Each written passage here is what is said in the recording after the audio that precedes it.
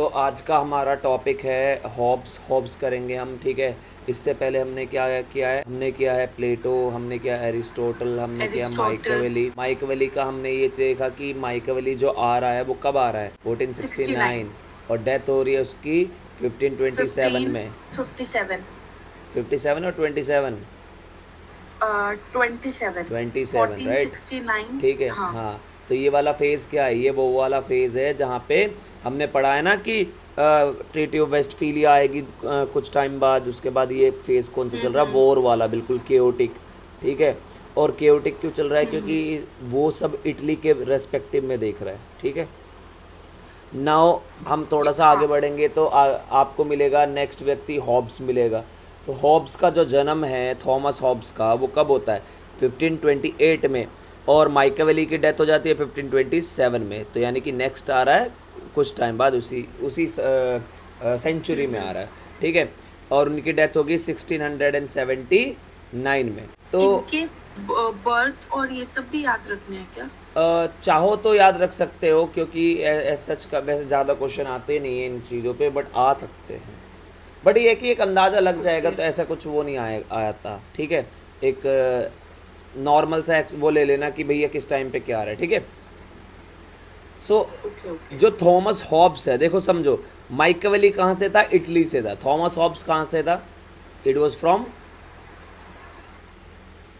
ये English philosopher था जहाँ तक यस, मुझे। इंग्लिश हाँ। था। इंग्लिश का मतलब क्या हो गया, हम बात कर रहे हैं ब्रिटिशर्स की। ब्रिटिश।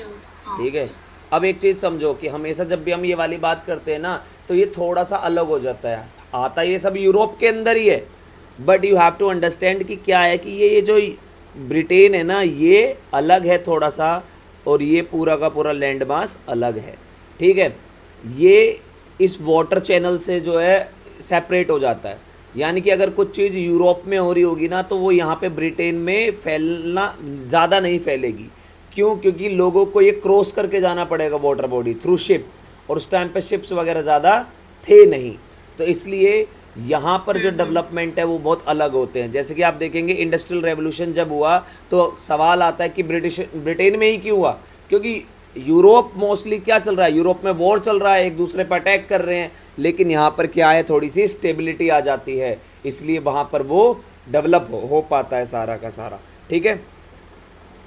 तो ये सब। He was basically a English political philosopher, best known for his book Leviathan. ठीक है। तो लेविथन बुक जो है इसकी, ये सबसे ज़्यादा जानी जाती है।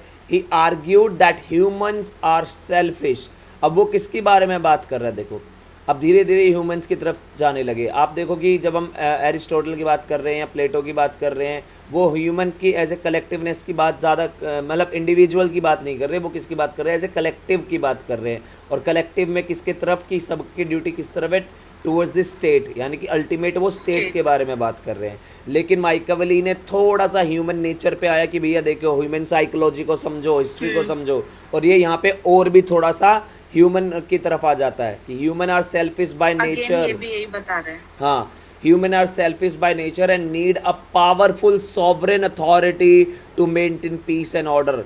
ह्यूमन क्या है, एक सेल्फिश पर्सन है। उसको क्या चाहिए, उसको एक ऐसी सॉवरेन अथॉरिटी चाहिए जो एकदम क्या हो, पावरफुल अथॉरिटी हो to maintain the peace and order. Peace and order. Okay. Thomas Hobbes का जो निकनेम है वो उनको ये भी कहा जाता है, इज़ अ मॉन्स्टर ऑफ मेलमेसबरी। तो ये मेलमेसबरी का मॉन्स्टर क्यों कहा जाता है, बिकॉज मेनली जो ये रहते थे, इनका जो जन्म हुआ था थॉमस हॉब्स का, वो कहाँ पर हुआ था, मेलमेसबरी में हुआ था। तो उनके सारे पॉलिटिकल थॉट यहीं पर डेवलप हो रहे थे, ब्रिटेन के अंदर ये जो पर्टिकुलर एक जगह है। ठीक है। Hobbes was criticized by both parliamentarian and royalist because he rejected both popular representation and the divine right of king.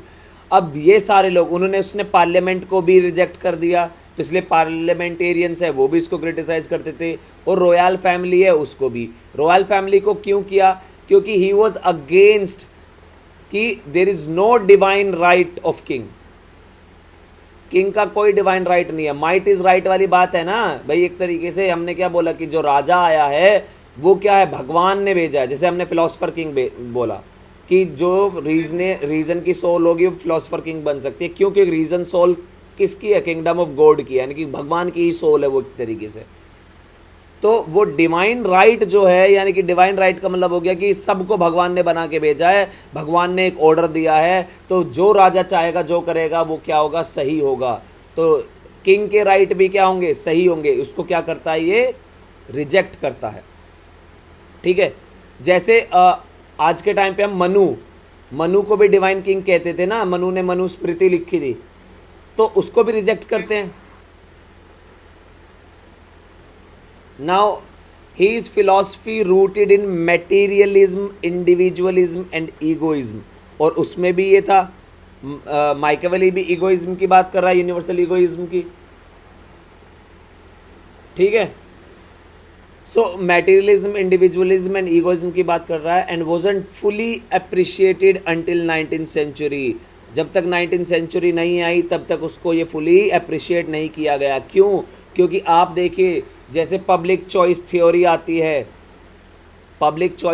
आती है, कैपिटलिज्म अपने पीक पे चलता है, तब ये रियलाइज होता है कि देखो, let the people take the decision, every individual think differently. तो इंडिविजुअल्स के बेस पे डिसीजन होना चाहिए, ना कि एज ए कलेक्टिव के बेस पे करोगे तो स्टेट डिसीजन लेगा ना फिर, कि भाई पुअर के लिए ये और उसके लिए ये। भैया सरकार कह रही है कि हम ही हेल्थ सर्विस प्रोवाइड कराएंगे, हम ही हॉस्पिटल प्रोवाइड कराएंगे। भैया क्यों प्रोवाइड करा रहे हो? उनको प्रोवाइड कराओ ना जिनको ज़रूरत है। हमारे पास पैसा है तो हम क्यों लाइनों में लगे? हम तो प्राइवेट हॉस्पिटल में पैसा देके चले जाएंगे, समझ रहे हो? वरना वो क्या काम करेंगे? Am I audible? Yes sir. हाँ, वरना वो क्या काम करेंगे? वरना फिर ये काम करेंगे ना कि भाई उसमें करप्शन ही करना स्टार्ट कर देंगे। वो गवर्नमेंट डॉक्टर को ही रिश्वत देने लगेंगे कि हमें पहले प्रेफरेंस दे देना। तो एट द एंड वो दे रहे हैं ना, वो कभी ये थोड़ी सोच रहे हैं कि कलेक्टिवली कि भाई अरे मैं ऐसा करूंगा तो दूसरे का मैं हक छीन लूंगा। वो अपना ही फायदा सोच रहा है, दैट इज इंडिविजुअल। आज आप एम्स में जाइए ट्रीटमेंट कराने, तो क्या आप ये सोचेंगे कि अरे यार गरीब आदमी ये भी तो लाइन में लग रहा है, मैं भी लाइन में लग जाऊं? नहीं, आप सोचेंगे कैसे ना कैसे जुगाड़ लगा के मेरा पहले आ जाए number. That is individualistic behaviour. And materialistic क्यों? क्योंकि आपके पास चीज़ें हैं, आप अटैच्ड हो, आपने वो कमाई हैं। ठीक है, तो now when it influenced utilitarian thinkers and French encyclopaedists, so यहाँ पे क्या होता है कि जो इसकी ये मैटेरियलिज्म और इंडिविजुअलिज्म वाली सोच है ना, ये बाद में किसको इन्फ्लुएंस करेगी? ये जो यूटिलिटेरियन थिंकर्स हैं। ठीक है, now later scholars like Michael Oxford praised Leviathan as a masterpiece. तो माइकल ने बाद में क्या बोला कि ये जो लेविथिन है ये क्या है? एक बहुत बड़ा मास्टरपीस है। ठीक है, बाद में धीरे धीरे ही रियलाइज हुआ, हर किसी को एकदम से रियलाइज नहीं होता है।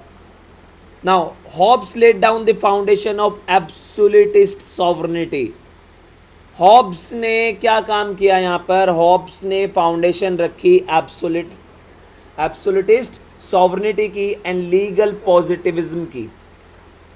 ठीक है, now according to you what is legal positivism?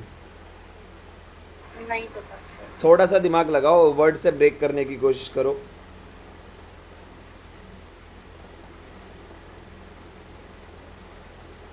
जो लीगली सही होता है। जो लीगली सही होता है। What do you think about the positivism? That gives you positive outcome. देखो, लीगल पॉजिटिविज्म का मतलब होता है कि देखो ये एक तरीके की थ्योरी है जिसमें लॉज जो है वो डिफाइन होते हैं based on social facts such as human enactment, legislative action, judicial decisions rather than morality और नेचुरल लॉज। तो यानी कि जो लीगैलिटी है आज के टाइम पे, फॉर एग्जांपल एथिक्स और मॉरल के बेस पे नहीं चल रही ना सोसाइटी, कस्टम्स के बेस पे नहीं चल रही ना हमारी सोसाइटी। भाई हमारा कस्टम्स तो ये कह रहा है, पर्सनल लॉ को छोड़ के। ठीक है, पर्सनल लॉ में तो आज भी थोड़ा सा कस्टम को प्रायोरिटी दे देते, लेकिन सबको नहीं देते। जैसे ट्रिपल तलाक, उसको हटा दिया, बैन कर दिया, तो उस पर कानून बनाया प्रॉपर एक लेजिस्लेचर ने, तो वो क्या हो गया? Legal positivism. ओके। ठीक है। But modern scholars also find links to liberalism in his idea.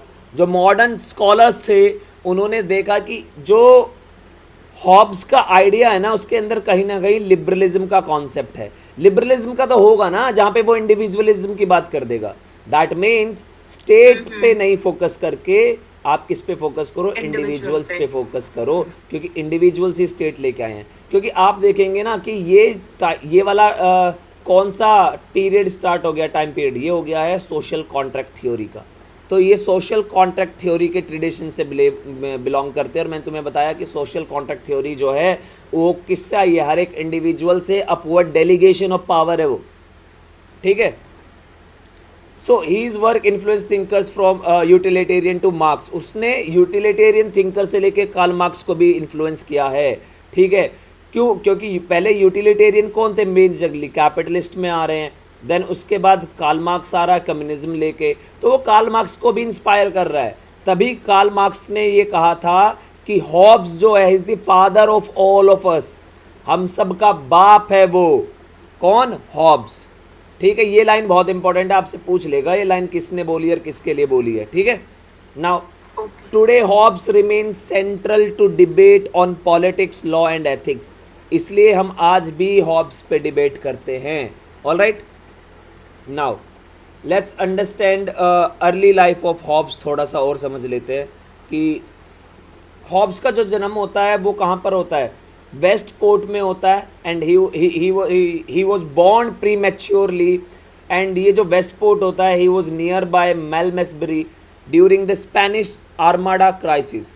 एक स्पेनिश आर्माडा क्राइसिस होता है, उस दौरान उस टाइम पर इसका जन्म होता है। He lived through the century of genius witnessing political turmoil like the English civil war. अब यहाँ पे क्या होता है, यहाँ पे होता है इंग्लिश सिविल वॉर, और ये इसी टाइम पर जी रहा होता है, ठीक है।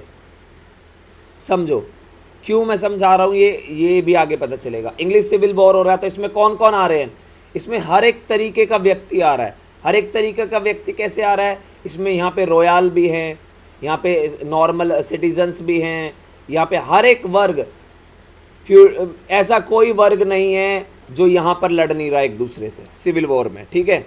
हर एक वर्ग आपस में एक दूसरे के साथ लड़ रहे हैं। अब लड़ रहे हैं तो ये फेस कौन सा हो गया, केओटिक हो गया, नहीं हो गया? क्योंकि माइकेवेली ने भी केओटिक देखा, ये भी केओटिक देख रहा है। हाँ हाँ।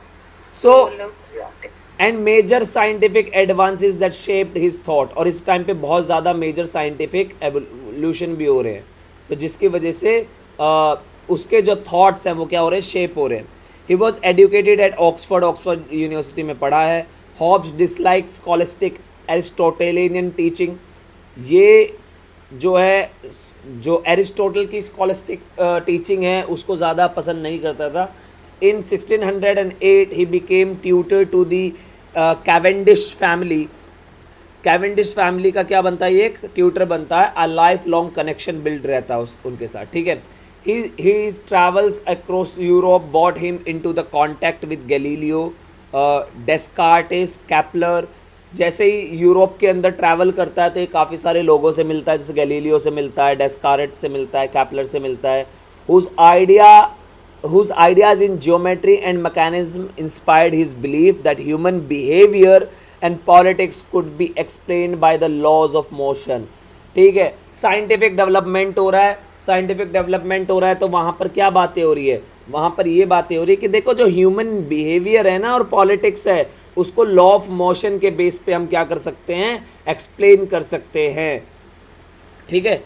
इन 1640 after parliament dissolved Hobbes fled to France for 11 years. अब हॉब्स कहाँ चले जाते हैं, 11 साल के लिए फ्रांस चले जाते हैं। Where he wrote De Cive 1642 में उन्होंने ये लिखी, कहाँ पे लिखी, फ्रांस में। तो आपसे ये भी पूछ लेगा। और उसने लेविथन भी कहाँ पे लिखी, वहीं पर लिखी, फ्रांस में जाके 1651 में, है ना। तो ये दोनों याद रखना कि ये दोनों बुक उसने कहाँ पे लिखी है, ये दोनों बुक उसने फ्रांस में लिखी है। Advocating for an absolute sovereign to prevent chaos. उसने बोला कि हमें क्या ज़रूरत है, जैसे माइकेवेली कह रहा है ना प्रिंस वाले उसमें ही इज़ कन्फ्यूज्ड कि वैसे तो उसे रिपब्लिक चाहिए, लेकिन वो एब्सोल्यूट अथॉरिटी की बात कर रहा है, मोनार्किक एब्सोल्यूट अथॉरिटी की बात कर रहा है, ताकि उसके उसको क्या कर सके, ख़त्म कर सके। ठीक है, तो यहाँ पर भी वो क्या बात करता है, एब्सोल्यूट सॉवरेन की बात करता है, ताकि वो उसको क्या कर सके, ख़त्म कर सके। So returning to England the same year he engaged in intellectual debates, translated Homer's Iliad and Odyssey, and wrote his autobiography. So autobiography. जो ये है ना होमर्स, इन दोनों ने क्या काम किया बेसिकली, इन दोनों ने जो हॉब्स की बुक थी उसको ट्रांसलेट किया और उसकी ऑटोबायोग्राफी लिखी। ठीक है, he died in 1679 leaving a lasting legacy as one of the greatest political philosopher. Okay, अब समझ में आया तुम्हें थोड़ा सा उसका background?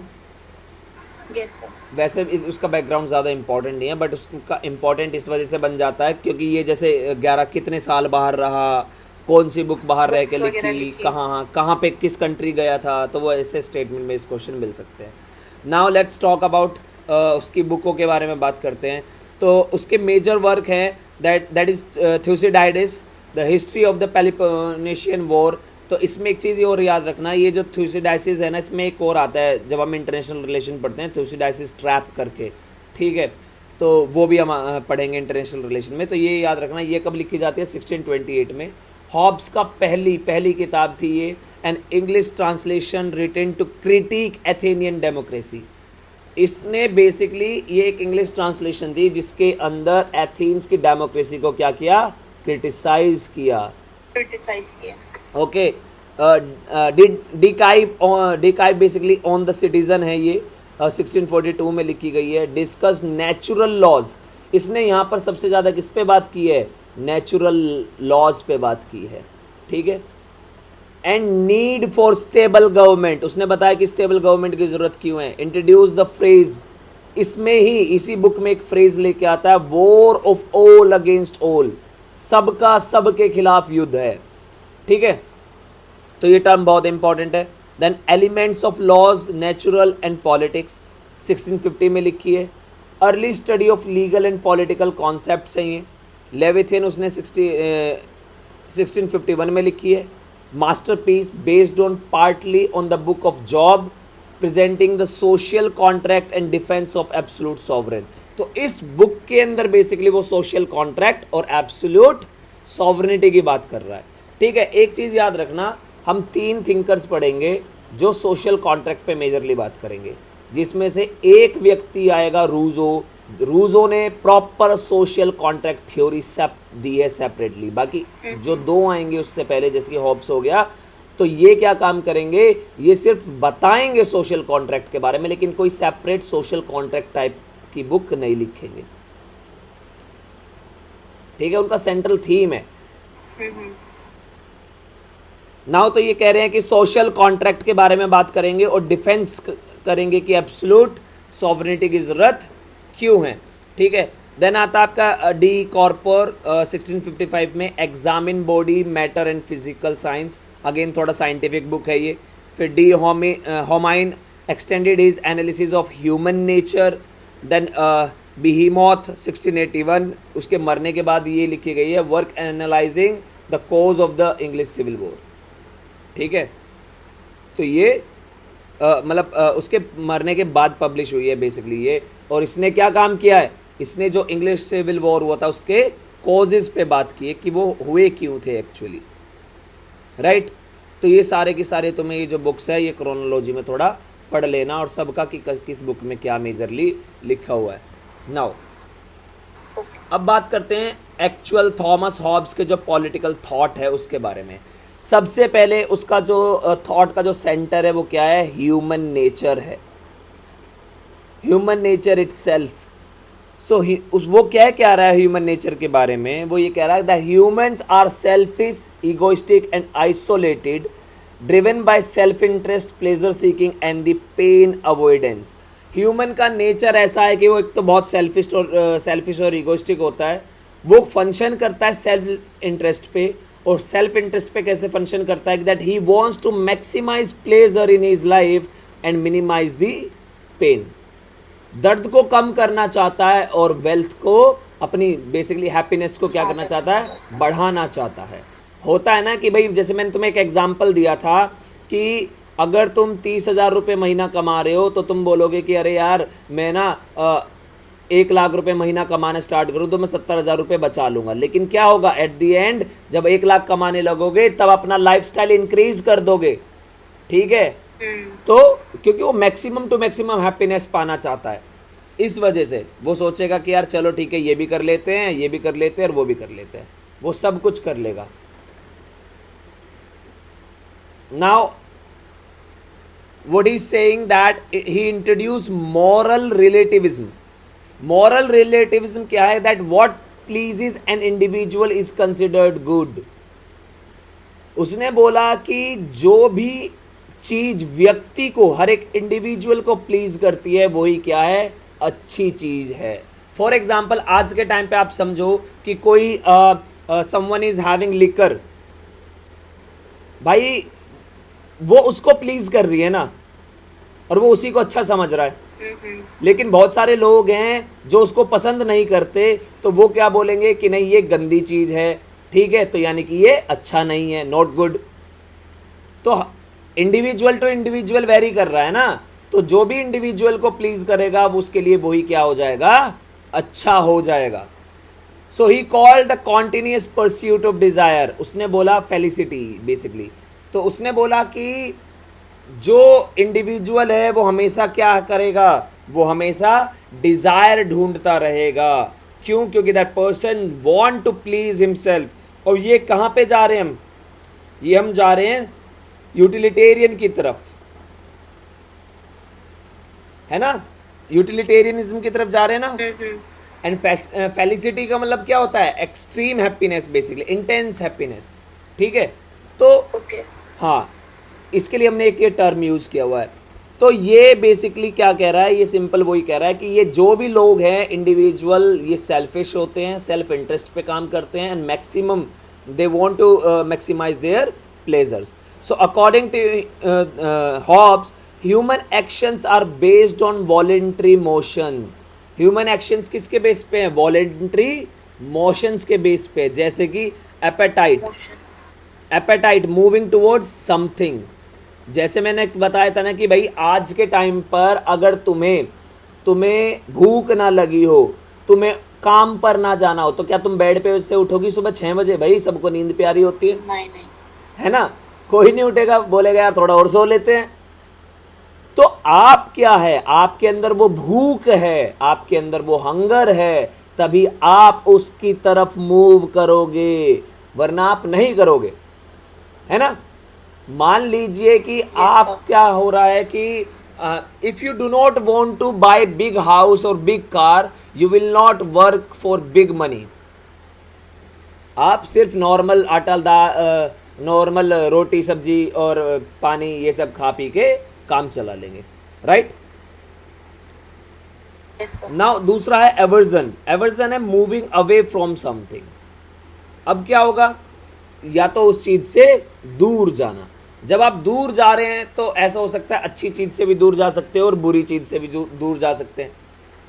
That means you can move towards good और बैड। आप अच्छी चीज की तरफ भी जा सकते हैं और आप किसकी तरफ भी जा सकते हैं, बुरी चीज की तरफ भी जा सकते हैं। डिपेंड करेगा आपकी एपेटाइट क्या है, ठीक है, आपकी एपेटाइट पे डिपेंड करेगा। टेक दी एग्जाम्पल कि भाई क्या होता है कि बहुत सारे लोग पैसा कमाना चाहते हैं, तो वो क्या काम करते हैं, वो काम करते हैं कि भैया ड्रग्स की स्मगलिंग और ये सब करने लगते हैं, है ना। कुछ होता है कि नहीं पैसा तो चाहिए बट मैं ईमानदारी से कमाऊंगा। तो ये गुड और बैड डिसाइड कौन कर रहा है, गुड और बैड डिसाइड कौन कर रहा है, गुड और बैड डिसाइड कर रहे हैं इंडिविजुअल। और इंडिविजुअल में भी कौन, आज के टाइम पे हम बोल देते हैं मेजॉरिटी जो डिसाइड करती है वही गुड है और वही बैड है, बेस्ड ऑन द सोसाइटी। समाज में ज्यादातर लोग जो सोच रहे हैं वही तो अच्छा और वही तो बुरा है। So the human possess reason, no one's reasons is absolute. Human के पास रीजन है, मान लिया, and reason based come with the ethics, है ना, हमने पढ़ा है प्लेटो और एरिस्टोटल में। तो वो कह रहा है कि देखो ह्यूमन के पास रीजंस हैं, मान लिया, लेकिन किसी का भी रीजन एब्सोल्यूट नहीं है। So they need for an arbitrary और जज टू रिजॉल्व कॉन्फ्लिक्ट। हर कोई अपने कॉन्फ्लिक्ट अपना अपना उनके पास रीजन हो सकता है, मान सकते हैं, लेकिन सबके रीजन एब्सोल्यूट नहीं हो सकते। उन्हें किसकी जरूरत पड़ेगी? जज की जरूरत पड़ेगी। क्यों? क्योंकि उसके जो रीजंस हैं वो किस पे डिपेंड करेंगे? वो रीजन गुड और बैड को ही तो डिसाइड कर रहे हैं, और गुड और बैड तो इंडिविजुअल्स पे डिसाइड हो रहा है सर। और इंडिविजुअल कितने? जहां मेजॉरिटी ऑफ इंडिविजुअल्स चले जाएं वो गुड और बैड में डिसाइड हो जाएगा। So no one's reason is absolute. Individuals का नहीं मैटर करेगा, कलेक्टिव लोगों का मैटर करेगा ना फिर वहां पे। तो उसके लिए क्या चाहिएगा हमें? एक आर्बिट्रेटर या जज चाहिएगा कॉन्फ्लिक्ट को रिजॉल्व करने के लिए। यानी कि वो कुल मिला के किस बात में बात कर रहा है? वो स्टेट की तरफ जा रहा है धीरे धीरे। State will resolve all the problems ना। आप जाओगे, सब समाज में सबके पास प्रॉब्लम आएगी। आज के टाइम पे हम सबके पास प्रॉब्लम आती है, हम कहाँ जाते? कोर्ट। कोर्ट क्या है? एक ऑर्गन है स्टेट का, right? Yes sir. Now state of nature की हम बात करें तो स्टेट ऑफ नेचर क्या है? अभी हमने ह्यूमन नेचर पढ़ा, अब हम स्टेट ऑफ नेचर या नेचर ऑफ स्टेट समझ लो। अगर हम इसकी बात करें तो वो क्या है कि it is a pre political condition with no civil law authority. ये एक ऐसी सिचुएशन है जहां पर कोई भी सिविल लॉ या अथॉरिटी नहीं है। प्री पॉलिटिकल कंडीशन है, जो मैं तुम्हें स्टार्टिंग से बताता रहा हूं कि ये एक इंडिविजुअल है, ये अकेले नहीं रह सकता, ये दूसरे इंडिविजुअल के साथ आया, इन्होंने ग्रुप बना लिया, तो ये ग्रुप बनाने के बाद सब अकेले फंक्शन नहीं कर सकते, तो इन्होंने अपनी पावर एक व्यक्ति को ट्रांसफर कर दी। फिर ऐसे अलग अलग ट्राइब अपवर्ड डेलीगेशन से स्टेट एग्जिस्टेंस में आया। तो जब तक स्टेट एग्जिस्टेंस में आया ही नहीं है, उस कंडीशन को क्या कहेंगे? State of nature. क्यों? क्योंकि अलग अलग अपने अलग अलग हैं, जा रहे हैं, मार रहे हैं, खा रहे हैं, बस, है ना? There is no union. It was marked by perpetual conflict, insecurity and war. ये वाला फेज क्या है? यहां पर आपको मिलेगा कॉन्फ्लिक्ट मिलेगा आपस में, इनसिक्योरिटी होगी और वॉर होगा। मैंने बताया था there is a tribe. War चल रहा है। वो नहीं, आप वो सिविल वॉर पे मत आओ। मैंने क्या बताया है कि स्टेट ऑफ नेचर पे आओ। ये टर्म है ना, तो अपने माइंड से सब निकाल दो। अपने माइंड को वहां ले जाओ जंगल में, बिल्कुल ऐसे जंगल में जहां कोई है ही नहीं, ना सरकार है, ना पुलिस है, ना अधिकारी है, कोई नहीं है, सिर्फ इंडिविजुअल्स हैं। अब ये इंडिविजुअल शिकार करने जा रहे तो आपस में लड़ेंगे, ये भी एक ही शिकार के पीछे, ये भी एक ही शिकार के पीछे, आपस में लड़ेंगे। तो शिकार करने आए तो पहले आपस में लड़ेंगे। कहने का मतलब क्या? आपस में कॉन्फ्लिक्ट होगा, उनका इनसिक्योरिटी होगी, वॉर होगा, धीरे धीरे सब एक साथ आएंगे, मतलब धीरे धीरे वो बनेगा ना, स्टेट बनेगा। जो मैंने तुम्हें बताया था इनिशियल फेज में कि एक व्यक्ति है, अपोजिट जेंडर को अट्रैक्ट किया, देन फैमिली बनाई, फैमिली बहुत सारी एक साथ आ गई, फिर उन्होंने एक वो किया। तो इनिशियल फेज में जब वो फैमिली भी नहीं बना रहा, मान लो बिल्कुल शुरुआत हो रही है, आगे समझ? तो वहां पर आपस में क्या होगा? कॉन्फ्लिक्ट होगा, एक दूसरे की जान लेंगे, एक दूसरे को मार भी दे तो कौन सा वहां पे स्टेट है या पुलिस है कि उसको अरेस्ट कर लेगी या कोर्ट है सजा सुना देगा फांसी की? कुछ भी कर दो, चाहे मार दो, चाहे हाथ काट दो, चाहे पैर काट दो, कोई नहीं है वहां सुनाने वाला। तो जब ये सारी चीजें आपस में होने लगी, तभी तो वो एक ऐसे व्यक्ति को अपने ऊपर इलेक्ट करते हैं कि देखो कि आप क्या काम करो, आप फैसला करोगे किसने गलत किया। मान लो घर में क्या है, तुम 4 बहन भाई हो। अब 4 बहन भाई हो, घर में माँ बाप नहीं है, बाहर चले गए घूमने, आपस में लड़ोगे, एक दूसरे को बोलेगे ना तूने गलत किया, पहले तूने स्टार्ट किया, तभी मैंने मारा, ये करा वो करा, आपस में कॉन्फ्लिक्ट चल रहा है ना। That is conflict, insecurity and war. तो आप क्या काम करोगे कि चलो ठीक है, एक काम करते हैं, मम्मी पापा को आ जाने दो, उन्हें डिसाइड करने देना। सो आपने क्या काम किया? स्टेट एक व्यक्ति को क्या दे दी? अथॉरिटी दे दी टू डिसाइड, और वो क्या बन गया? एक तरीके से स्टेट जज। आया समझ? Yes sir. So every man is enemy of every man. हर एक व्यक्ति दुश्मन है किसका? हर एक व्यक्ति का। आप देखो ना, नेपाल में सरकार नहीं है, आप टेक द एग्जांपल, स्टेट के अगेंस्ट चले गए ना तो सारे जनता आपस में क्या हो गई, एकदम से केओस हो गया। बांग्लादेश में स्टेट के अगेंस्ट चले गए तो स्टेट है नहीं, स्ट्रॉन्ग स्टेट नहीं है, तो आपस में क्या हो गया, केओस में चले गए। लोगों को मार भी रहे हैं तो कोई सजा नहीं हो रही है उन्हें, कोई जेल नहीं जा रहे हैं, है ना। आप इजराइल में उसमें देखो, सीरिया में देखो, सीरिया में वहां पे उन्होंने अपना वो भगा दिया, उसके बाद एक एक क्रिश्चियन को ढूंढ के मार रहे हैं वो, तो वहां पे है ही नहीं वो रूल्स, जंगल रूल चल रहा है। और जंगल रूल इसीलिए कहा जाता है जहां पर स्टेट अब जिस काम के लिए आया वो काम करे ही ना, स्टेट भी जंगलियों की तरफ काम करने लग जाए, ठीक है। सो इन दैट स्टेट, उस कंडीशन में, स्टेट ऑफ नेचर में लाइफ कैसी थी? It was solitary, poor, नेस्टी, brutish and short. Short क्यों थी? कभी भी कोई भी मर सकता है, राइट। और उस टाइम पे फिर ह्यूमन की डिजायर क्या थी? ह्यूमन की डिजायर थी power after power that cease is only death, ठीक है। वो उस कंडीशन में सिर्फ पावर एडॉप्ट करना चाहता था, जितनी ज्यादा पावर हो सके। और ये पावर, द हंगर और the desire of getting that power will only cease when he die. वो तभी खत्म होगी जब वो मर जाएगा। आगे समझ? Yes sir. क्यों? क्योंकि that person want to live ना, और उन्हें पता है कि जो जंगल में पावरफुल होगा वो ही सरवाइव करेगा।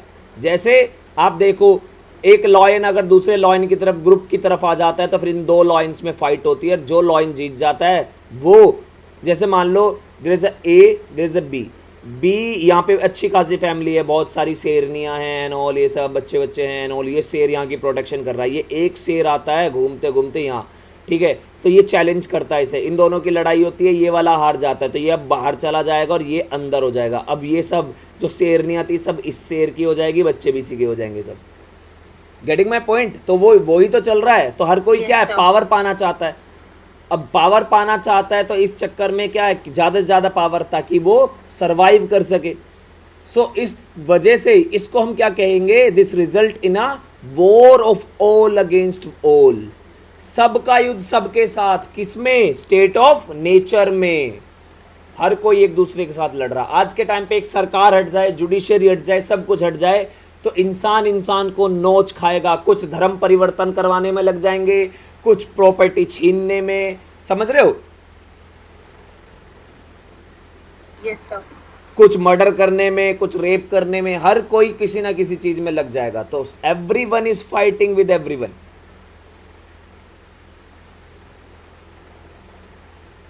सो the main driving force is self preservation. इन सब का ड्राइविंग फोर्स क्या है? वो ऐसा क्यों कर रहे हैं? वो सबके साथ लड़ क्यों रहे हैं? बताओ। क्योंकि लॉज वगैरह कुछ नहीं है, इनसिक्योरिटी है। नहीं, Individual बहुत सारे हैं। लॉज की वजह से नहीं लड़ रहे हैं, because they want to preserve self. वो खुद को प्रिजर्व करना चाहते हैं। अब जब स्टेट ही नहीं है, लॉ ही नहीं है, कुछ ऐसी चीजें नहीं है, तो वो क्या करेगा? वो अपने आप को बचाने के लिए साम दाम दंड भेद कुछ भी करेगा। जितने ज्यादा पावर हो सके पावर एक्वायर करेगा, जितने लोगों को मार सकता है मारेगा, जितनी ज्यादा वेल्थ एक्वायर कर सकता है करेगा, है ना। Why? Because the main driving force is self preservation. उसको अल्टीमेटली खुद को प्रिजर्व करना है, which eventually motivates people to seek peace and order through authority. जिसकी वजह से लोगों के अंदर क्या आया, एक मोटिव आया, दैट हमें क्या करना पड़ेगा, पीस एंड ऑर्डर मेंटेन करना पड़ेगा, तभी हम ये सब कर सकते हैं। हाउ? Through authority. जैसे मैंने बताया कि ट्राइब है, आपस में सब लड़ रहे हैं, तो अब ये सब क्या कह रहे हैं कि चलो एक काम करते हैं, एक व्यक्ति को अपने ऊपर इलेक्ट कर लेते हैं, ये डिसाइड करेगा कि हमारे बीच में आपस में लड़ाई ना हो। अब ये लड़ाई ना हो, इसके लिए ये कोई भी कानून बना सकता है। दैट मीन्स द फर्स्ट, मैंने बताया ना, स्टेट का पहला सबसे फर्स्ट प्रायोरिटी फंक्शन क्या था? That was to protect life. Life को प्रोटेक्ट करना है, बिकॉज यही था सबसे पहला मेन गोल, सेल्फ प्रिजर्वेशन। और इसी वजह से आज भी आप देखते हैं जब भी कोई क्रिमिनल केस होता है वो स्टेट के अगेंस्ट होता है, क्योंकि स्टेट की जिम्मेदारी थी आपको बचाने की। हम्म। ठीक है, आगे समझ। Yes sir. नाउ नेक्स्ट है role of power and conflict. Hobbes के थॉट में पावर और कॉन्फ्लिक्ट का क्या रोल है? देखिए, उसने ये बताया कि दैट ह्यूमन बिहेवियर को उसने क्या बताया, मैकेनिस्टिकली एक्सप्लेन किया है। जैसे he said there is a vital motion. What is vital motion? Involuntary psychological process. What do you understand by involuntary psychological process?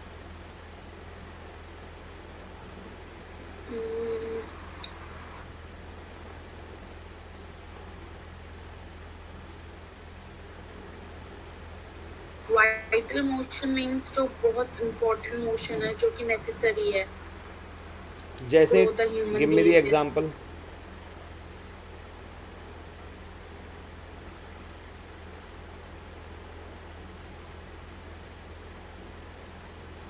Example जैसे कोई गेस्ट आया, we have to behave correctly with them. और state के perspective में We have to, obey the rules and regulation which state made. देखो, जैसे कि take the example कि भाई अ,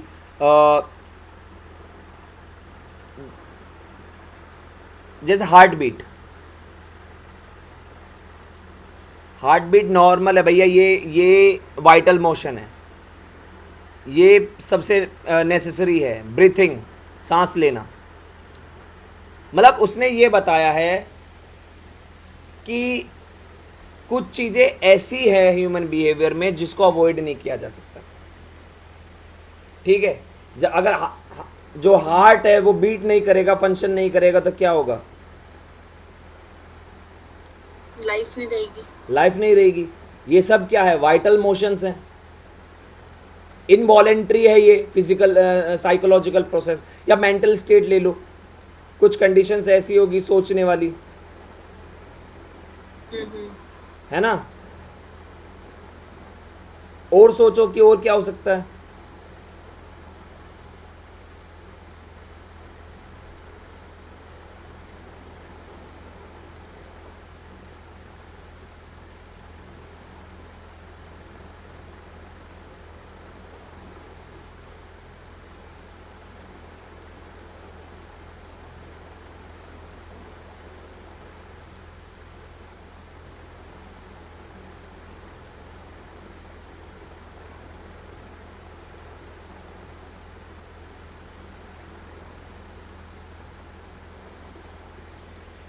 देखो, समझो, वो ये कहना चाहता, वाइटल एक ऐसी चीज है जो खुद से आती है, उसको आप इंड्यूस नहीं कर सकते।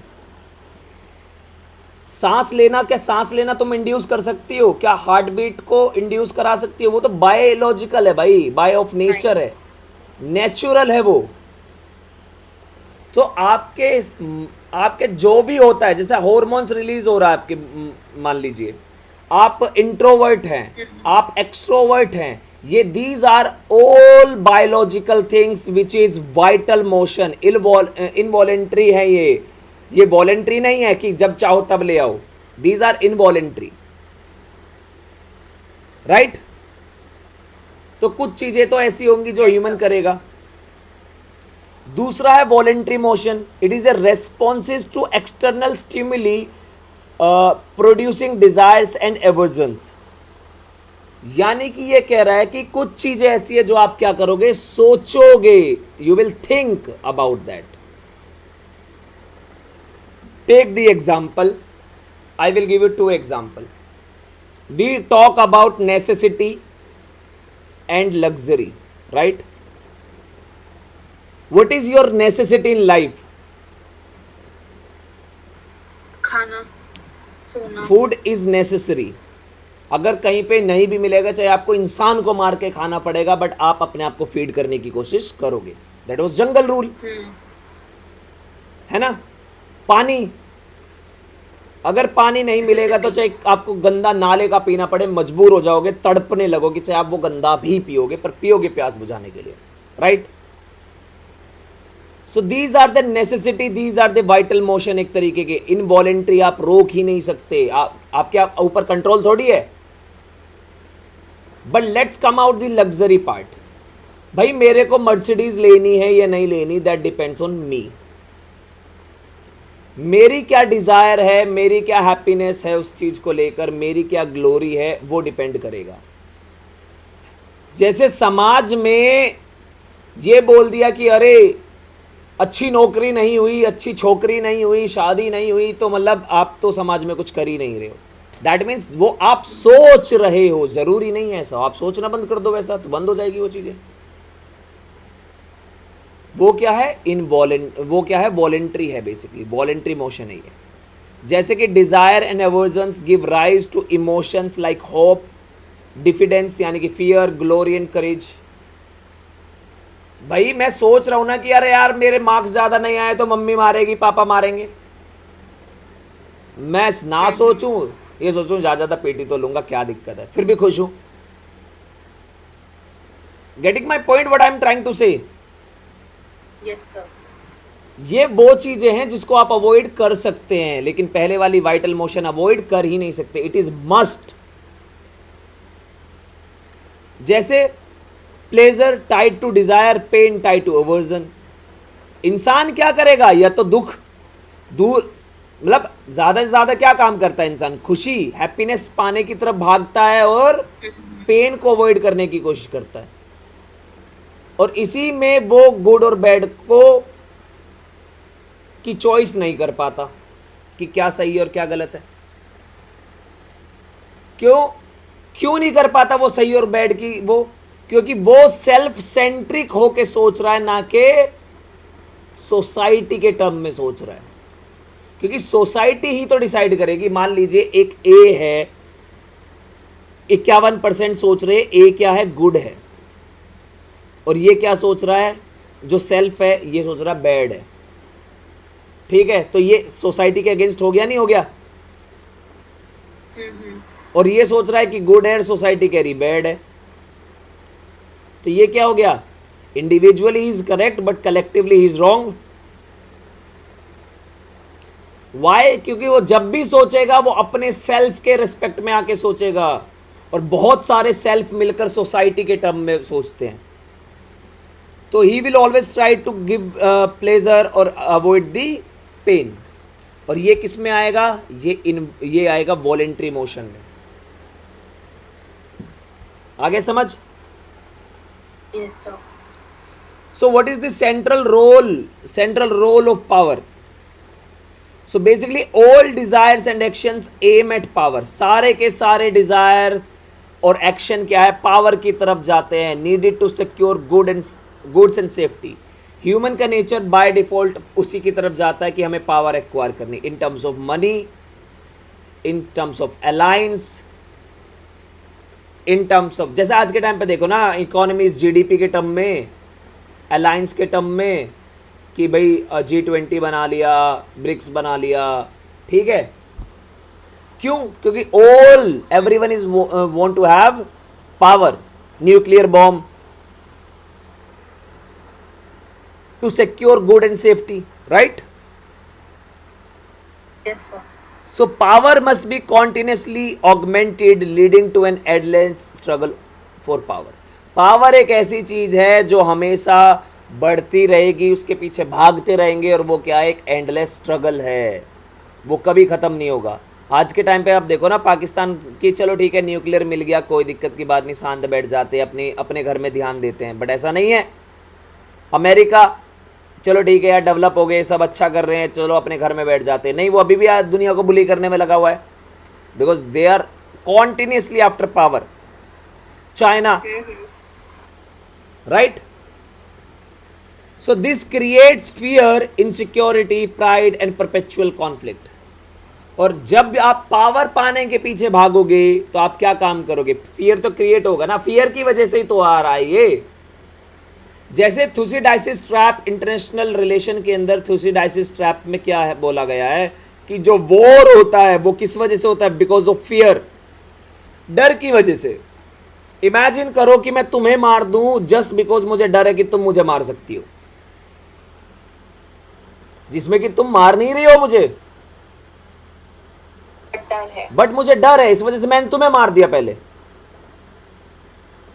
या फिर मैं क्या काम करूंगा कि मुझे डर है कि तुम मुझे मार सकती हो, I will have the bouncers, I will have money. समझ रहे हो? सो ये जो डर है, ये जो इनसिक्योरिटी है, जो समाज में प्राइड अब होता है ना कि अरे अगर तुम अपनी मर्जी का कुछ करने, जैसे भाई 3 इडियट मूवी में देखा है ना कि अगर तुम फोटोग्राफर बनोगे तो समाज में लोग क्या कहेंगे, तुम्हें तो इंजीनियर बनना है, डॉक्टर बनना है। तो क्या है? Pride, fear. क्यों? क्योंकि समाज में आपकी नाक कट जाएगी, आपको लगता है। तो आप क्या काम करोगे? सिर्फ उसी चीज के पीछे भागोगे जिस चीज से आपको लगता है कि ये पावर, रेपुटेशन, प्लेजर अचीव हो सकता है। राइट? Yes, sir. सो इसलिए सेंट्रल रोल ऑफ पावर ये है कि the people are after power. Why they are after power? To have the safety and security of their life and to secure good और safety basically.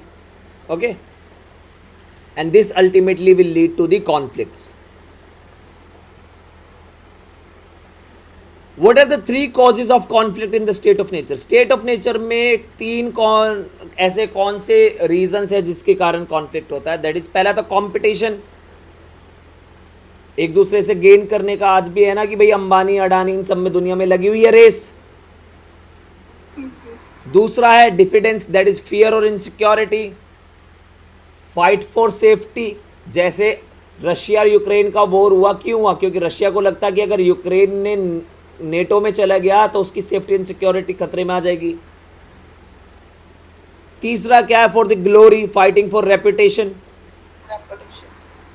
है ना?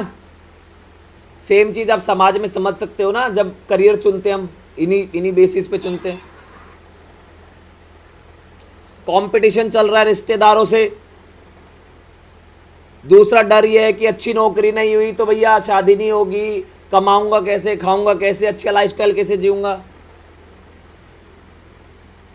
And glory, glory वो भी reputation कि भैया उसका बेटा तो ये बन गया, तुम क्या बन रहे हो। राइट? स्टेट ऑफ नेचर यही है ना। So what is the key idea? The key idea is human life marked by perpetual and restless desire of power after power, which causes only in death. The contradiction: those with power must constantly seek more to avoid losing it, trapping humans in endless cycle of power accumulation. इसका example समझो, गरीब पैसे के पीछे है कि उसको पैसा मिल जाए। राइट? गरीब पैसे के पीछे है कि उसको पैसा मिल जाए ताकि उसका लाइफस्टाइल इंप्रूव हो सके। अमीर पैसे के पीछे है ताकि जो उसका लाइफस्टाइल है वो मेंटेन रह सके। जैसे विजय माल्या, विजय माल्या का जो लाइफस्टाइल था, क्या उसको अच्छा लग रहा है अब वो जिस कंडीशन में जी रहा है उस कंडीशन में? नहीं लग रहा ना भाई। अंबानी कल को गरीबों की तरह रहने लगे, उन्हें मजा आएगा? नहीं आएगा। तभी तो वो ज्यादा से ज्यादा सीख कर रहे हैं कि भैया हम ये जो मेंटेन कर रहे हैं उसको कर सके। तो प्रॉब्लम सबके पास है, ऐसा कोई नहीं है। कोई पावर पाने के पीछे है, कोई इस पावर को मेंटेन करने में। एक व्यक्ति पॉलिटिशियन बन जाए तो वो क्या काम करेगा? अपने सभी बच्चों को पॉलिटिशियन बनाने की कोशिश करेगा। जो बन गया है वो खुद को कॉन्टिन्यूस पावर में रखने की कोशिश करेगा। आया समझ? Yes, sir. और ये खत्म किससे होता है? आपकी डेथ से, उससे पहले खत्म नहीं होगा। So Hobbes said something on natural rights and morality. What is that? In the state of nature every individual has natural right. State of nature में सबके पास क्या है? नेचुरल राइट है। For example, state of nature है, कोई मेरे को ये डिक्टेट करने आ रहा है क्या कि तुम ये करो, उठो, बैठो, नहाओ, धो, डीजे में गाने मत सुनो, रात को मत सो, दिन को में मत सो? कोई कहने आ रहा है क्या? बोलो मत बोलो, किसी के बारे में क्यों बोल रहे हो, किसी के बारे में क्यों नहीं बोल रहे हो, कहने आ रहा है क्या? कोई नहीं आ रहा कहने। तो मतलब उस कंडीशन में आपके पास क्या है? सारे राइट्स हैं। उस टाइम पे व्यक्ति जो चाहे वो बोल सकता था, जिसको चाहे गाली दे सकता था, जिसके लिए चाहे बुराई कर सकता था। क्यों? क्योंकि उस पर एक्शन लेने के लिए स्टेट था ही नहीं वहां पे। तो वो सब क्या है, उसके नेचुरल राइट है ना। सो यहां पर क्या होता है कि he use liberty to use their own power for self preservation. उसके पास लिबर्टी है, नेचुरल राइट है, natural right is equal to liberty to use their own power. वो अपनी खुद की शक्ति यूज कर सकता है अपने आप को प्रिजर्व करने के लिए। अब सामने वाला आया, उसको लग रहा है ये मुझे मार सकता है, तो उसको ऐसा थोड़ी कि कमरे में बंद करके रख लिया, वो उसको मार देगा, क्योंकि उसको पता है कि अब उसको डेथ पेनल्टी, कोई सजा ऐसी होगी नहीं, पुलिस पकड़ के लेके नहीं जाएगी, राइट। Yes, sir. तो मेन गोल क्या था उनका, टू प्रिजर्व, अपने आप को प्रिजर्व करना। This right allowed people to do anything necessary to protect their life. ये राइट उनको क्या राइट पावर देता है कि वो कुछ भी कर सकते हैं अपनी लाइफ को प्रोटेक्ट करने के लिए। So Hobbes view of natural rights was not based on virtue और लॉ। हॉब्स का नेचुरल राइट किसी भी वर्च्यू और लॉ पे निकल के नहीं आता, but purely on survival and self interest. कि अगर सर्वाइवल पे बात आएगी, फॉर एग्जाम्पल ये स्टेट बना दिया, अब स्टेट बना दिया, यहाँ पे गवर्नमेंट को बोल दिया कि आप इनकी लाइफ को प्रोटेक्ट करेंगे, बट अगर यहाँ पर लोगों को लग रहा है कि स्टेट हमारी लाइफ को प्रोटेक्ट नहीं कर पा रहा, तो हम क्या करेंगे, हम खुद ही अपनी लाइफ को प्रोटेक्ट करने के लिए एक्शन लेंगे, राइट। होता है ना कि जैसे एक भाई है, मान लीजिए एक भाई है, किसी ने उसकी बहन के साथ कुछ गलत कर रहा है, तो वो स्टेट के पास नहीं जाएगा, बहुत सी बार पुलिस वालों के पास कि जाओ कंप्लेंट करो, क्योंकि उसको पता है कि एक्शन ऐसा होना नहीं है, परेशान करेंगे, 10 सवाल पूछेंगे, बैठा के रखेंगे, इससे अच्छा मैं ही मार आता हूँ उसको, बाहर से बाहर सेटल। होता है ना, क्यों, क्योंकि उनका प्राइमरी गोल ही क्या है, self preservation. So his theory broke from earlier ideas like Aristotle's belief that the state is natural to human. उसने जो बोला कि स्टेट क्या है, वो नेचुरल है फॉर ह्यूमन, उसको क्या करता है, इस आइडिया को तोड़ देता है। So for Hobbes natural right is equal to right to everything.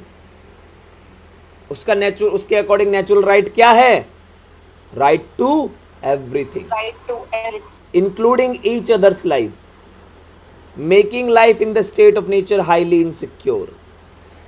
State of nature में लाइफ क्या है, हाईली इनसिक्योर है, तो वो क्या कर रहा है, वो कुछ भी करेगा उस नेचुरल राइट को प्रिजर्व करने के लिए, दैट इज लाइफ को प्रिजर्व करने के लिए, राइट।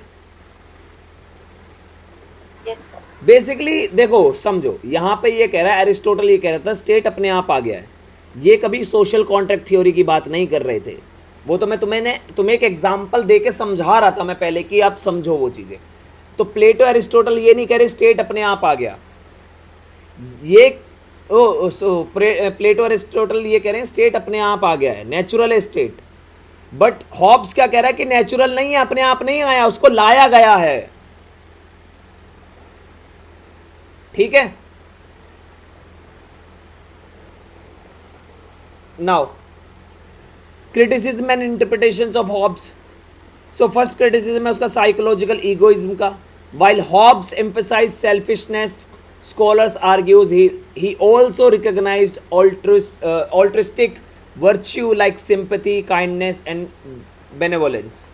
अगर वो कह रहा है कि ह्यूमन क्या होते हैं, सेल्फिश होते हैं, तो वो ये भी मान रहा है कि वहाँ पर बहुत सारे इंसान ऐसे भी होंगे जो सिंपैथेटिक होते हैं, बहुत काइंड होते हैं, बहुत लविंग होते हैं। क्योंकि सेल्फिश है, वो कुछ भी हो सकता है, टुवर्ड्स द गुड और टुवर्ड्स द बैड, है ना।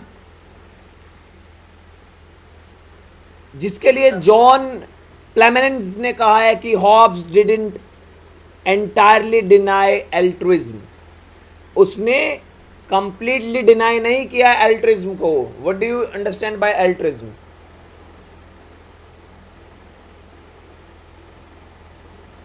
नहीं पता. नहीं पता? एल्ट्रिस्टिक का मतलब एल्ट का कुछ मतलब पता हो? इमोशंस जो होते हैं. इसका बेसिकली मतलब होता है caring about needs and happiness of other people. समझ में आया? इसका मतलब होता है caring about the happiness of others. यानी कि दूसरे के बारे में भी सोचना, जिसके बारे में ये बात हो रही है ना कि sympathy, kindness and welfare of benevolence, others. Right. कि उसने कंप्लीटली डिनाई नहीं करा है कि भाई सामने वाला व्यक्ति दूसरों के बारे में नहीं सोचेगा। उसने बोला है कि उसकी फर्स्ट प्रायोरिटी, देखो यहां पर वो क्या कह रहा है, वहां पे वो ये कह रहा है उसका सेल्फ इंटरेस्ट सबसे प्रायर है। क्या है? सेल्फ इंटरेस्ट सबसे प्रायर है। सेल्फ इंटरेस्ट क्या है? Self preservation. अब सेल्फ प्रिजर्वेशन कैसे भी हो सकता है? बाय लव भी हो सकता है और बाय फाइट भी हो सकता है ना। मतलब अगर सब मिलके अच्छे अच्छे से रह रहे हैं तो वो अच्छे अच्छे से रहेगा, सब मिलके बुरे बुरे तरीके से रह रहे हैं तो बुरे बुरे तरीके से रहेगा। समझ रहे हो?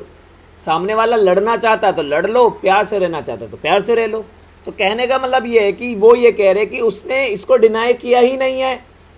वो ये कह रहा है उस पे वो सबसे ज़्यादा फोकस किस पे कर रहा है? सेल्फिशनेस पे फोकस कर रहा है। बट इसका मतलब ये नहीं कि उसने डिनाई करा है कि सिंपैथी और काइंडनेस नाम की चीज़ नहीं होगी,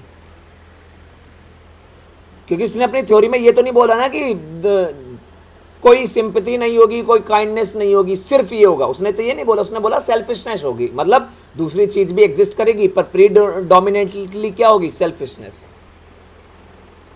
ये डोमिनेट करेगा, राइट। नाउ बर्नार्ड गेट्स ने क्या कहा? Desire for beneficial things doesn't always mean selfish motives. यानी कि वो ये कह रहा है कि हमेशा जो भी बेनिफिशियल थिंग्स होती है वो हमेशा क्या होता है? वो डिज़ायर नहीं होती है सेल्फिश मोटिव की। वो ऐसे भी हो सकता है कि वो कलेक्टिव सभी लोगों के लिए चाहता हो, राइट। Yes, sir. तो ये उन्होंने उसके बारे में बोला है। सो वो natural right versus natural law, natural right versus natural law की बात करें तो Hobbes distinguished right and might but not in a moral sense. उसने राइट एंड माइट को डिस्टिंग्विश किया but not in a moral sense. That means his natural right was moral legal, legal मतलब power और liberty, then moral virtue based. उसका जो natural right है वो virtue के बेस पे नहीं है, उसका क्या है? उसका क्या है? रियलिटी के बेस पे है, दैट इज लीगल। मतलब इंसान पावर के पीछे है भाई। जैसे कहने का मतलब ये है कि आप समझो वहां पे सोफिस्ट और सॉक्रेट स्कूल पढ़े थे हमने, हाँ, तो ये सोफिस्ट टीचिंग है एक तरीके की। भाई अब सबसे पहले वो सेल्फ अपने बारे में सोचेगा, पावर, मनी और इन सब के बारे में। That is his natural. वो तो आप एक व्यक्ति अपना ज्यादा बुद्धि, ज्यादा दिमाग लगा रहा है, वो कह रहा है सभी ऐसा सोचते होंगे। आए समझ? Yes, sir. So he used the term inconsistently, sometimes as power, other times as liberty or absence of obligation. तो उसने कुछ जो टर्म हैं वो इनकन्सिस्टेंटली यूज़ किए हैं, मतलब ऐसा नहीं कि हर जगह सेम ही वर्ड यूज़ किया है। कहीं पे उसने पावर यूज़ किया है, कहीं पे उसने लिबर्टी यूज़ किया है, और लिबर्टी मतलब एब्सेंस ऑफ ऑब्लिगेशंस, यानी कि उसके ऊपर करने, जब वो कुछ भी कर रहा है उसके ऊपर क्या है? रेस्ट्रिक्शंस नहीं हैं, वो कुछ भी कर सकता है। ठीक है? Yes, sir. Now let's understand the Hobbes theory of natural laws. So in Leviathan, Hobbes presents natural laws. Natural laws as a principle guiding humans out of the chaotic state of nature. Leviathan में वो ये कह रहा है कि जो natural laws हैं वो क्या है? एक रेशनल प्रिंसिपल है ह्यूमन को गाइड करने के लिए कि वो इस केओटिक स्टेट ऑफ नेचर से कैसे बाहर निकले। And state of nature is a war of everyone against everyone, every man. ठीक है? Where life is solitary, poor, nasty and brutish and short, right? So is talking about natural law. Natural law is lex naturalis, naturalist, ठीक है, या naturalist बोल दो उसको, ठीक है? लैक्स नेचुरलिस्ट, इसका मतलब क्या है? A rational rule that forbids actions destructive to life and promote self preservation. एक ऐसा रेशनल रूल आए, एक ऐसा रेशनल रूल जो लोगों के एक्शंस को फॉरबिड करता हो, और कौन से एक्शंस को? Destruction of life and promote self preservation. मैं क्या कह रहा हूं, स्टेट ऑफ नेचर में सब केओटिक है, एक दूसरे को मार रहे हैं। तो अगर कोई कानून हो तो कैसा कानून हो? एक ऐसा कानून हो जो उस लाइफ के डिस्ट्रक्शन को बचा सके और लोगों को प्रोटेक्ट कर सके, प्रिजर्व कर सके, जो भी whatever they have. Okay, और सबसे पहले क्या आएगा? Life. These laws exist even without authority. ये कानून ऐसे हैं कि अथॉरिटी ना हो तब भी एग्जिस्ट करेंगे। और कुछ नेचुरल राइट ही कन्वर्ट हो गए हैं फिर उसके बाद किसमें? फंडामेंटल राइट्स में। Why they are fundamental? Because they are natural. हर नेचुरल राइट फंडामेंटल राइट नहीं हो सकता, बट हर फंडामेंटल राइट एक तरीके से क्या है? नेचुरल राइट है। ठीक है? Yes, sir. So these laws exist even without authority. कल को कोई अथॉरिटी ना भी हो तब भी ये कानून रहेंगे। जैसे article 21 of the constitution, right to life, जीने का अधिकार। तो भैया सरकार हो या ना हो, स्टेट हो या ना हो, जीने का अधिकार तो सभी को है। But are often ignored due to fear, greed and distrust. ये कभी कभी क्या कर देते हैं हम, इनको डर की वजह से, ग्रीड की वजह से और डिस्ट्रस्ट की वजह से इसको इग्नोर कर देते हैं। जैसे मान लीजिए लालच आ जाता है कि भैया ओ इसको मार दूंगा तो इसकी सारी प्रॉपर्टी मेरी तरफ आ जाएगी, तो राइट टू लाइफ आपने उसका छीन लिया ना, right? So here Hobbes outlined 19 laws of nature with 3 fundamental ones. जैसे seek peace, if possible, if not, defend yourself. अगर पॉसिबल है, नहीं है, तब भी आप क्या करो? प्रोटेक्ट करो। तो सीक पीस एक तरीके से डिफेंड, आर्टिकल 21 को भी आप कंसिडर कर सकते हैं, right to life and personal liberty, constitution का आज के टाइम में फर्स्ट एंड फंडामेंटल लॉ है ये। सबसे पहले अपने आप को प्रिजर्व करना। Then mutual renunciation of natural rights, हम दोनों मिलकर अपने जो नेचुरल राइट है उनको ड्रॉप कर दें, पर म्यूचुअली होना चाहिए, ऐसा नहीं कोई एक करेगा। That means individual should limit their liberty equally for peace, link to the biblical golden rule. Biblical golden rule से ये लिंक्ड है। और आप इसको कैसे समझते हैं? जैसे फ्रीडम ऑफ स्पीच छीनी जाएगी तो सबसे छीनी जाएगी ना। मान लो अगर मैं आपको दे दूं absolute freedom of speech under article 19, कि आप किसी के बारे में भी कुछ भी कह सकते हो, तो आप किसी के भी धर्म के बारे में कह सकते हो, तो इससे क्या होगा? दूसरे धर्म वाले आपस में जो अपोजिशन में होंगे वो भड़क जाएंगे। जब वो भड़क जाएंगे तो क्या हो जाएगा? सोसाइटी में लड़ाई, केओस।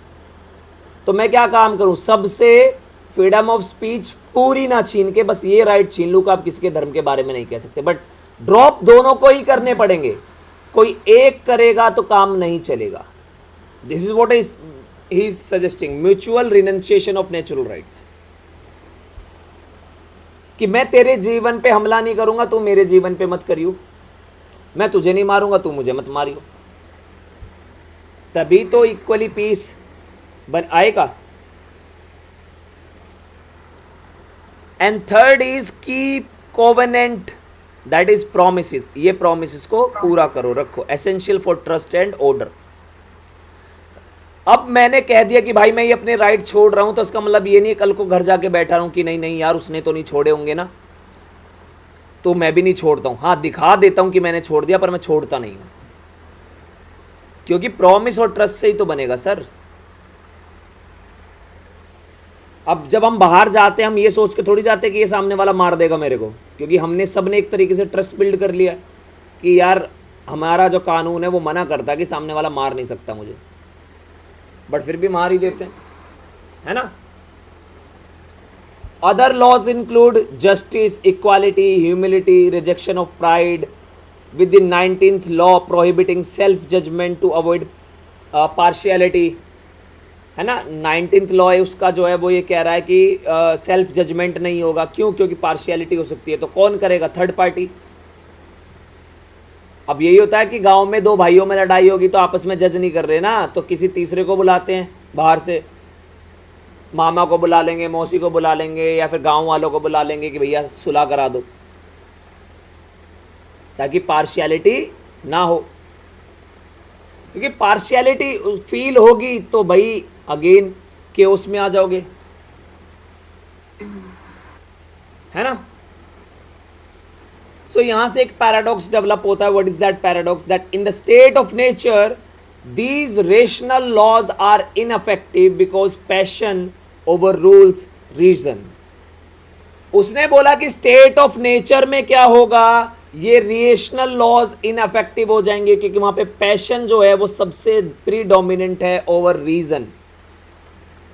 मैंने बताया ना कि भैया वहां पे उनको लगेगा कि मेरे को कोई लेना देना नहीं है, मेरे को सिर्फ अपना जो चाहिए मुझे वो चाहिए, चाहे मेरे को सामने वाले को मारना क्यों ना पड़े। तो वो क्या करेगा? उन राइट्स को छोड़ेगा नहीं।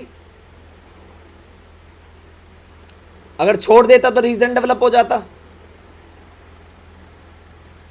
है ना। Yes, sir. सो उसने बोला हॉब्स डिस्टिंग्विश्ड इसको दो तरीके से, that is foro interno, foro externo. That is internal obligation, desire for peace, and external action, fear driven self interest। example prisoner's dilemma। what do you understand by prisoner's dilemma?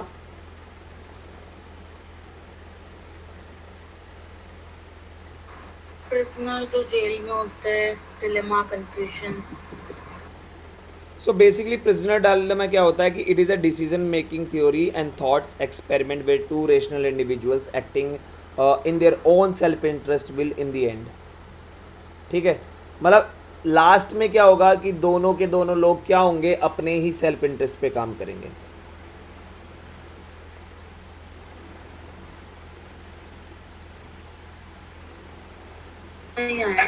नहीं आए समझ? देखो इसका मतलब क्या है, इसका सिंपल मतलब ये है कि जब भी कोई भी दो लोग कोई डिसीजन लेंगे या कुछ सोचेंगे, बट कौन दो लोग? जो रेशनल इंडिविजुअल्स हैं और अपने सेल्फ इंटरेस्ट में काम कर रहे हैं।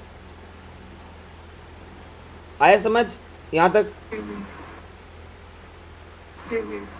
वो एट द एंड क्या होगा, एट द एंड क्या होगा, ऐसा फैसला लेंगे कि दोनों के लिए ही खराब होगा।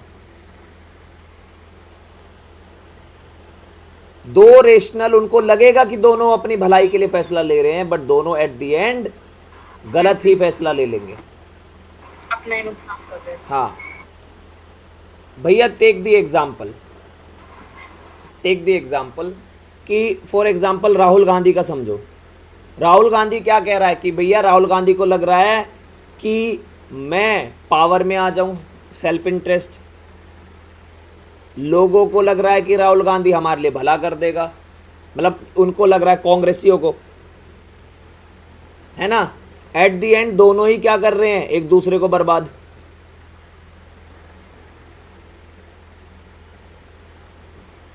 तो वो कह रहा है कि there is a internal obligation, desire for peace. एक तो लोगों के अंदर वो होना चाहिए कि भाई स्टेट ऑफ नेचर में जो रेशनल लॉज हैं उसमें लोगों के पास क्या होना चाहिए कि भाई एक तो इच्छा होनी चाहिए कि वो शांति बनाना चाहते हैं, है ना। दूसरा है एक्सटर्नल एक्शन, जैसे कि या तो सेल्फ इंटरेस्ट हो कि भैया इससे मुझे फ़ायदा हो सकता है। अब हर कोई अपना फ़ायदा सोचता है तो एट द एंड दोनों ही फ़ायदा सोचेंगे तो भैया नुकसान भी हो सकता है।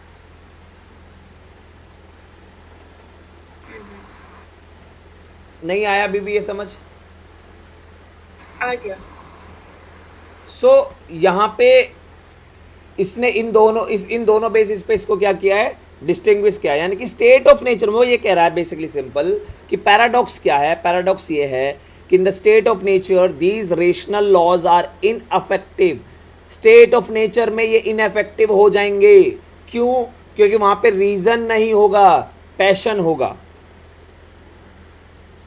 क्यों पैशन होगा? क्यों? क्योंकि एक तो पीस बनाए रखने के लिए, अपने आप शांति बनाए रखने के लिए, लेकिन शांति नहीं बनेगी क्योंकि there are some external factors. देखो, मैं लड़ना नहीं चाहता किसी से, मान लो अगर मैं हूं अभी लड़ना नहीं चाहता, लेकिन मेरी गली में अगर लड़ाई हो जाए तो भैया मेरा काम क्या होगा? जबरदस्ती लड़ना।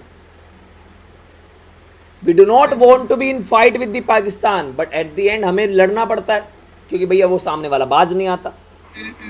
और इसमें क्या होगा? देखो अब समझ में आएगा तुम्हें एक सही एग्जांपल कि मैं पीस चाहता हूं, इंटरनल ऑब्लिगेशन है, but there are external actions. Pakistan अपने सेल्फ इंटरेस्ट में कि हम पूरी दुनिया पे कब्जा कर ले, खासकर इंडिया पे कब्जा कर ले, और हमारा इंटरेस्ट क्या है? पीस बनाए रखना, अपने लोगों की प्रोटेक्शन करना। जब दोनों ही क्लैश करेंगे, एट द एंड क्या होगा? दोनों का ही डिस्ट्रक्शन होगा, है ना? क्योंकि दोनों अपने सेल्फ इंटरेस्ट पे काम कर रहे हैं। This is the prisoner dilemma. Okay, अब आगे समझ? हाँ अब अच्छी तरह आ गया। Yes. So the criticism and interpretation. Earl of Clarendon, उसने क्वेश्चन क्या दिया? He questioned how Hobbes could claim a lawless state yet propose eternal natural laws. Even though उसने बोला कि हॉब्स जो है वो लॉलेस स्टेट की बात कर रहा है, लेकिन फिर भी वो नेचुरल लॉ की बात कर रहा है। एक तरफ तो वो लॉलेस स्टेट की बात कर रहा है, स्टेट ऑफ नेचर की, फिर उसके बाद वो दूसरे नेचुरल लॉ की बात कर दे रहा है। लॉ तो है ना, चाहे नेचुरल हो।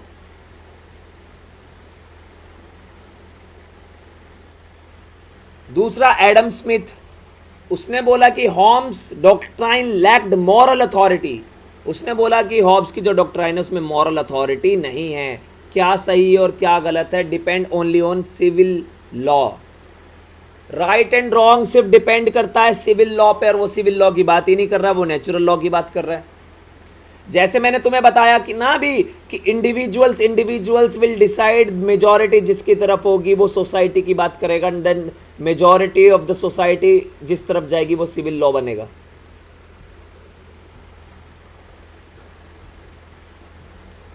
और सिविल लॉ डिसाइड करेगा what is right and wrong. So according to that, जो चीज तुम्हारे लिए सही हो सकती है सोसाइटी के लिए गलत हो सकती है, जो सोसाइटी के लिए अच्छी हो सकती है वो तुम्हारे लिए गलत हो सकती है ना? तो इसलिए वो कह रहा है कि इसमें मॉरल अथॉरिटी नहीं है। राइट एंड रॉन्ग जो है वो डिपेंड करता है सिविल लॉ पे, ना कि नेचुरल लॉ पे। क्योंकि according to the natural law तो सभी सही हो जाएगा। एक व्यक्ति 9 साल की बच्ची से शादी करना चाहता है तो वो भी नेचुरल है सर, वो भी राइट है फिर तो, है ना? Yes, sir. So Howard Warrender and A Taylor क्या कह रहे हैं? They saw natural law as divine commands with moral force. वो ये कहते हैं कि नेचुरल लॉ जो है वो क्या, एक डिवाइन कमांड है with the moral forces. Divine command क्यों है? क्योंकि वो ये कह रहे हैं कि ह्यूमन जो आए हैं वो भगवान ने बनाए हैं, और ह्यूमन किस चीज़ पे फंक्शन कर रहे हैं? नेचुरल लॉ पे, यानी कि वो एक तरीके से क्या है? डिवाइन लॉ है, डिवाइन कमांड है। Then David Gauthier rejected divine interpretation. उसने क्या काम करा? ये डिवाइन इंटरप्रिटेशन को रिजेक्ट करता है। That is natural laws are rational dictates of self preservation. वो कह रहा है कि नेचुरल लॉज जो हैं वो डिवाइन नहीं हैं, वो रेशनल डिक्टेट्स हैं ऑफ सेल्फ प्रिजर्वेशन, अपने आप को बचाए रखने के लिए। ठीक है? So basically the critics argue that without a sovereign people may still act एक मिनट को होल्ड करो।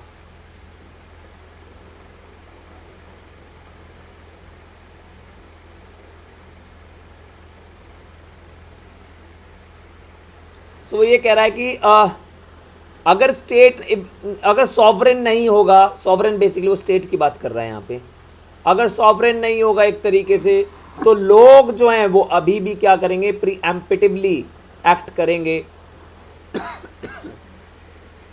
Out of distrust. क्यों? क्योंकि उनको कभी भी ट्रस्ट नहीं होगा, वो कभी भी किसी पर भरोसा नहीं कर पाएंगे। जिसमें मैंने तुम्हें बताया था ना, आज के टाइम पर आप किस पे ट्रस्ट करके चल रहे हो? बाहर, घर से बाहर निकल रहे हो तो स्टेट पे, सरकार पे, कि बाहर सेफ्टी एंड सिक्योरिटी है। अगर ना हो, पुलिस ना हो, तो क्या होगा? बाहर निकलते ही कोई ना कोई आपको उठा ले जाएगा, कोई मर्डर कर देगा, कोई आपसे सामान चुरा लेगा। बट हम किसके ट्रस्ट पे जा रहे हैं? स्टेट के। तो वो यही कह रहा है कि अगर सॉवरेन नहीं होगा तो लोग फिर उसी डिस्ट्रस्ट पे काम करना स्टार्ट कर देंगे, एंड अगर डिस्ट्रस्ट होगा तो और केओस क्रिएट हो जाएगा। Right? Yes, sir. So Hobbes concluded that only a sovereign power can effectively enforce natural laws.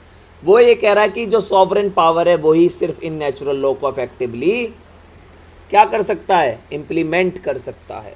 क्यों? क्योंकि जैसे उसने बताया ना कि एक थर्ड पार्टी होनी चाहिए, खुद से जो है डिसीजन, जज नहीं बनना है। तो जज बनना चाहिए, तो स्टेट एक तरीके से किसकी तरह काम करे? जज की तरह। और जज क्या बोलेगा कि भैया नेचुरल लॉ क्या है? Self preservation. तो तुम इसकी जान ना लो और तुम इसकी जान ना लो, तो पीस बन जाएगा। क्यों? क्योंकि कुछ ये राइट अपने ड्रॉप करेगा, कुछ ये अपने राइट ड्रॉप करेगा।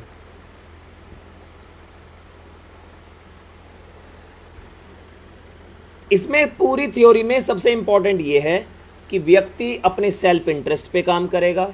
सेल्फ इंटरेस्ट उसका है सेल्फ प्रिजर्वेशन। अगर आप चाहते हैं कि एक प्रॉपर सोसाइटी चले, केओस ना रहे, क्योंकि सेल्फ प्रिजर्वेशन रहेगा तो केओस रहेगा। ये केओस को आप पीस में कन्वर्ट करना चाहते हैं तो कैसे होगा? कि आपको अपने इक्वल राइट, दोनों बराबर अपने अपने राइट क्या करेंगे? विड्रॉ करेंगे। ठीक है? To preserve their life. तुम मुझे मत मारो, मैं तुम्हें नहीं मारूंगा। ठीक है? ये सेंट्रल थीम है एक तरीके से। तो उसी वो किस तरीके से बता रहा है? नेचुरल लॉज के through.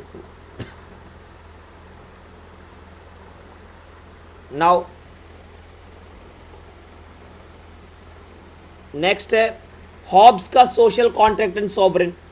In the state of nature life is chaotic. People form a single social contract by surrendering their natural rights to a sovereign in exchange of peace, security and order. तो ये वही वाली बात आ गई कि लोग क्या होंगे? अपनी केओटिक लाइफ से बचने के लिए स्टेट ऑफ नेचर की लोग एक सिंगल कॉन्ट्रैक्ट बनाएंगे। कैसा contract? That we are surrendering their natural rights. किसको? सॉवरेन को। किसके बदले? पीस, सिक्योरिटी एंड ऑर्डर के बदले। हमने यही काम किया ना कि अपने फंडामेंटल राइट्स को हमने विड्रॉ किया है। कौन से? विद रीजनेबल रेस्ट्रिक्शंस, कि हम आपके किसी की जाति के बारे में नहीं बोलेंगे, किसी के धर्म के बारे में नहीं बोलेंगे, कि किसी के कैरेक्टर के बारे में नहीं बोलेंगे। समझ में आया? किसी की लाइफ नहीं छीनेंगे, किसी की लिबर्टी नहीं छीनेंगे।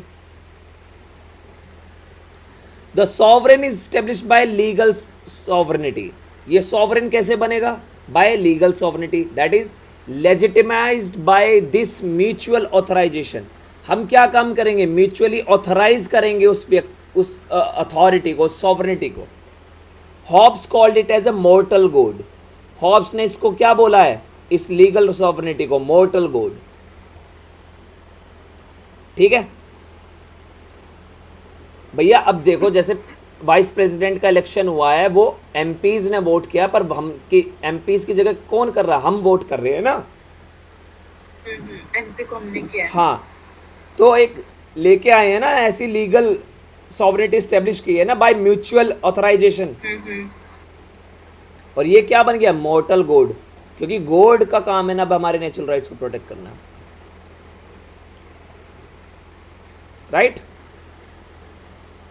Yes, sir. So individuals permanently give up rights except self preservation.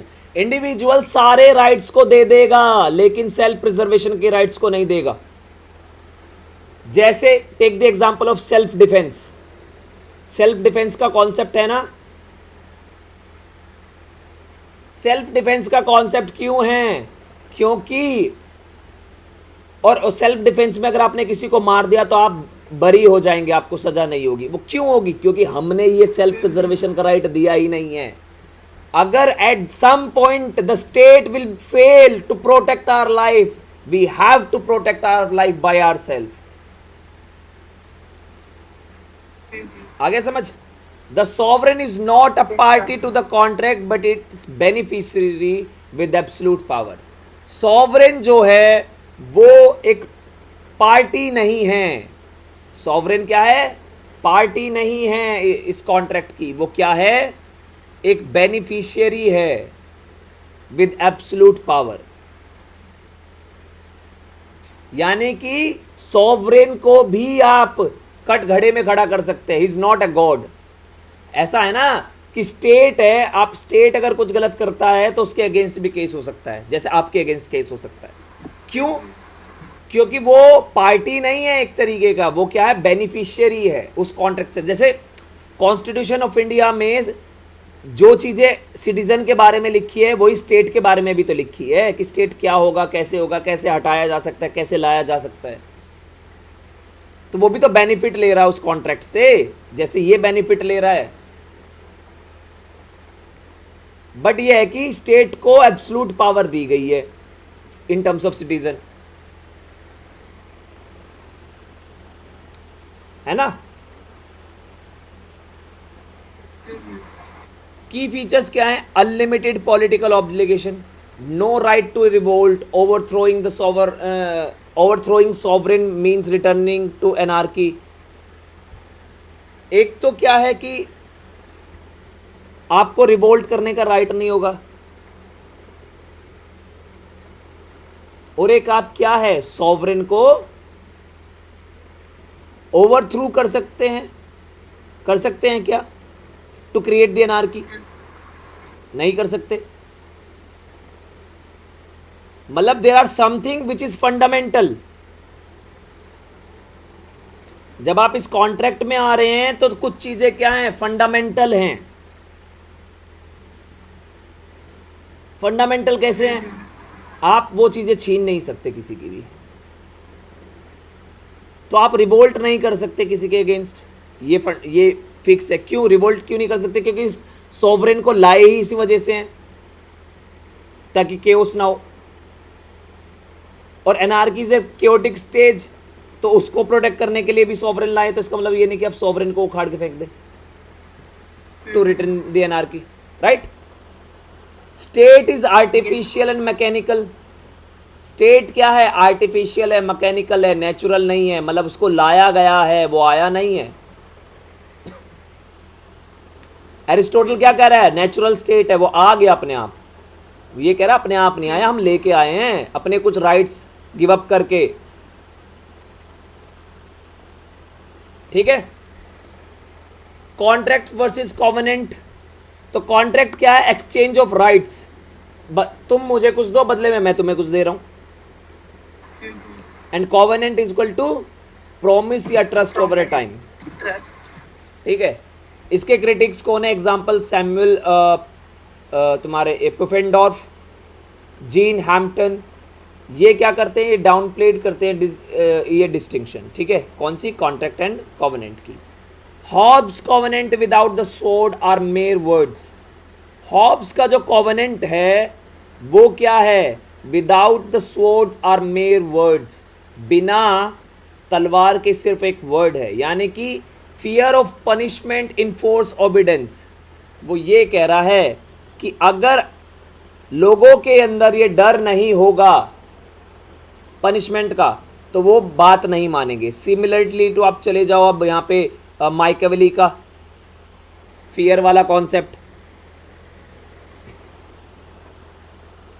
तो वो ये कह रहा है कि आपने ठीक है, आपने बोला कि over the period of time promise और करोगे, ट्रस्ट आ जाएगा, प्रॉमिस और ट्रस्ट आ जाएगा. बट ऐसा नहीं है. वो क्या आएगा? वो आएगा आपका फियर ऑफ पनिशमेंट में. सोसाइटी में बहुत सारे क्राइम इसलिए नहीं होते बिकॉज उनके लिए बहुत सारी पनिशमेंट्स है. आप पनिशमेंट हटा दोगे, जब मुझे डर ही नहीं है कि मुझे जेल जाना पड़ेगा, तो मैं तो भैया जो चाहूँ वो करूँ ना. अब मुझे पता है कि मेरे को अटेंडेंस मिले मेरे को ना मिले, एडमिट कार्ड तो फिर भी मिल जाएगा, तो मैं क्या अटेंडेंस लूंगा क्लास में जाके? नहीं, जरूरत ही नहीं है. जरूरत ही नहीं है. समझ में आ गया अब? Yes, sir. इसलिए वो कह रहा है कि covenants without the swords are mere words. Promise और ट्रस्ट कुछ नहीं कर पाएगा भाई जब तक वहां पे डर ना हो. वो कभी भी तोड़े जा सकते हैं. फेयर होना चाहिए. द टाइप्स ऑफ सॉवरेनिटी की बात करें तो फर्स्ट है बाय इंस्टीट्यूशन, सोशल कॉन्ट्रैक्ट के through, that is mutual agreement, और by acquisition, that is conquest. Rule establish through fear and submission to conqueror. Hobbes क्या कहता है यहाँ पर इन दोनों को लेकर? Fear is no less a basis of obligation than free consent. Fear क्या है? अगर आप इसके इन सबके इंटरप्रिटेशंस को समझो तो इंटरप्रिटेशंस क्या कहते हैं? डेविड गोथर कहते हैं Hobbes emphasize authorization more than covenant, यानी कि sovereign acts in citizens name. और जीन हैम्पटन कहते हैं, उसने डेविड को ही क्रिटिसाइज कर दिया है that Hobbes remain an absolutist unlike Locke's limited government. Hobbes ने क्या काम करा? वो उसने स्टेट को एब्सोल्यूट बोल दिया, उसने स्टेट को लिमिटेड पावर नहीं दी है। क्यों? क्योंकि देखो आपने क्या काम करा, सॉवरेनिटी पहले तो आप किस में लेके आए? म्यूचुअल एग्रीमेंट से। दूसरी सॉवरेनिटी क्या है? एक्विजिशन। फियर भाई ये क्या है? म्यूचुअल एग्रीमेंट क्या है? एक तरीके का फ्री कंसेंट, कि हम अपना कंसेंट दे रहे हैं। लेकिन दूसरा तरीका क्या है जो फ्री कंसेंट से कम नहीं है? दैट इज फियर, डर। डर किस चीज का? कि हमारे ऊपर कब्जा हो सकता है। बहुत सारी कंट्री अमेरिका की क्यों सुनती है? पाकिस्तान अमेरिका की क्यों सुनता है? क्योंकि पाकिस्तान को पता है अमेरिका जब चाहे उसको बर्बाद कर देगा।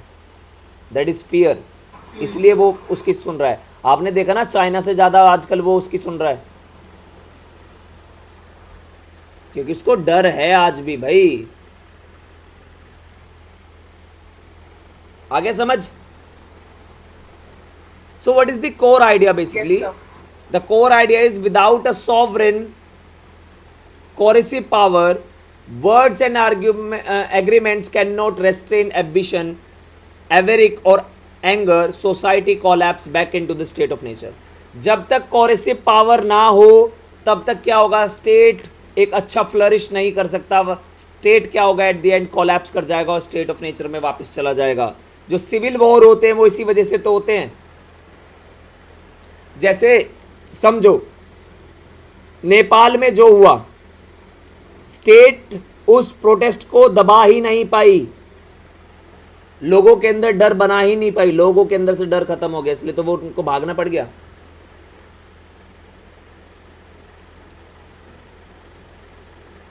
सो fear is the most important part. आगे समझ तुम्हें यहां?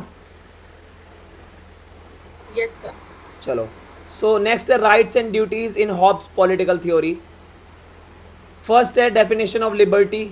लिबर्टी में हॉब्स क्या कहते हैं? That absence of external impediment to motion. Basically individuals are free in all matters where law is silent.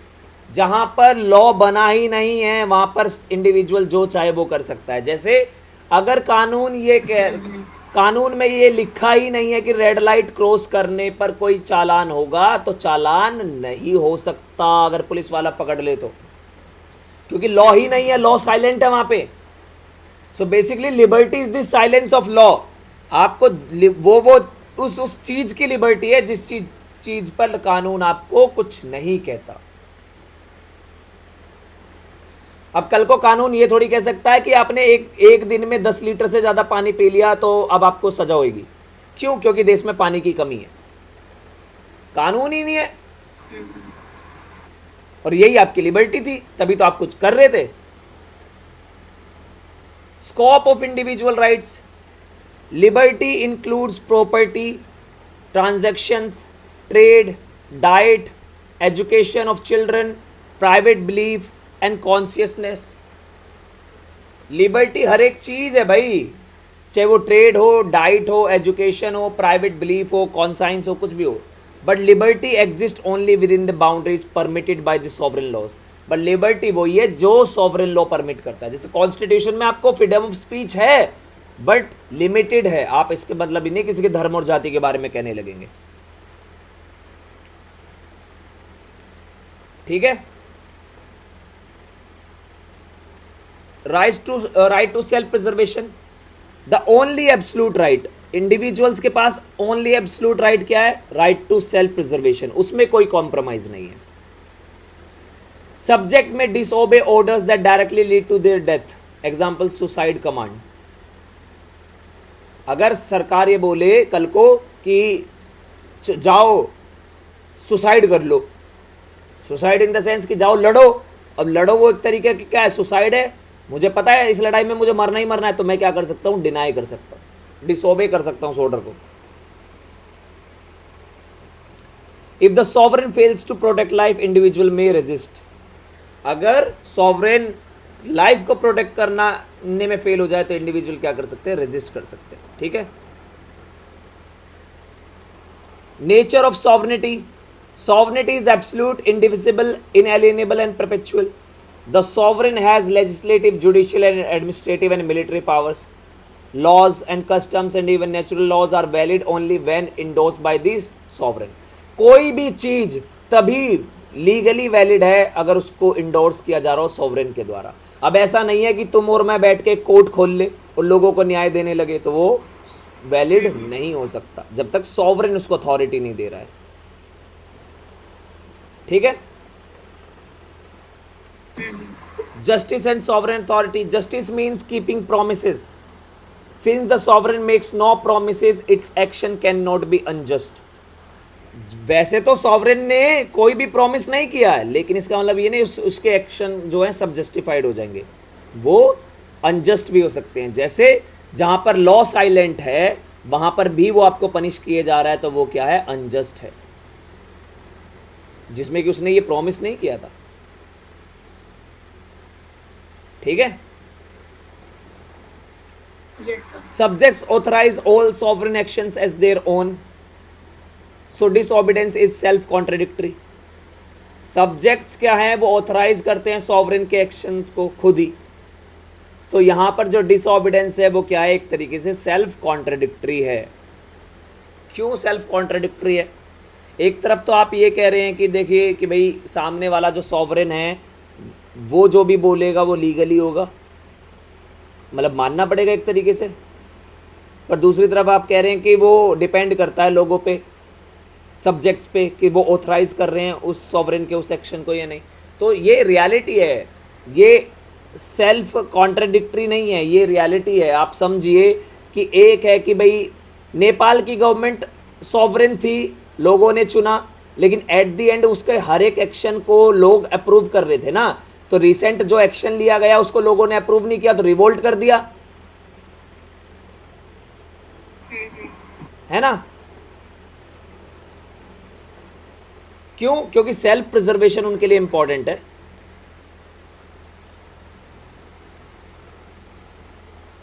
Now limits of political obligation, no general right to disobedience or rebellion, obligation to obey last only as long as the sovereign ensure protection. If rebellion succeeds and a new regime secure peace, it becomes legitimate. Example Oliver's Crown's rule, Cromwell's rule. ठीक है। यहाँ पे ये कह रहा है what is the limitation of political obligation, ये कह रहा है कि no general right to disobedience और रिबेलियन, कोई जनरल राइट नहीं है डिसोबिडेंस और रिबेलियन में, अगर obligation to obey last only as long as the sovereign insure protection. Obligation तब तक है जब तक सॉवरेन आपकी प्रोटेक्शन करता है। अगर यहाँ पे लोगों को लगने लगे कि सॉवरेन आपको प्रोटेक्ट नहीं कर रहा और वो ओवरथ्रो कर दे आपकी गवर्नमेंट, तो जो नई गवर्नमेंट आएगी, नया सॉवरेन आएगा, वो लेजिटिमेट हो जाएगा, ना कि आप। यही जैसे नेपाल और बांग्लादेश में आप देख रहे हैं ना, सेम प्रोसेस यही चल रहा है।